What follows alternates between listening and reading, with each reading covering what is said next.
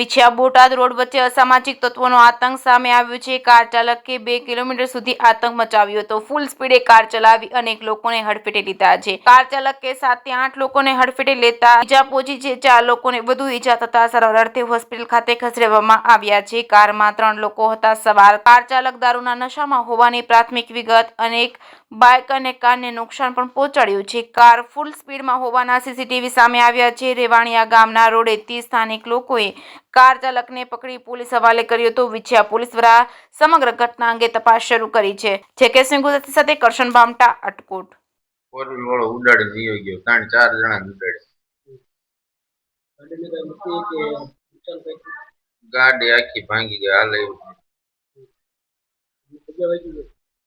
છે હમણાં pant બદલાવીને plaster મારવા।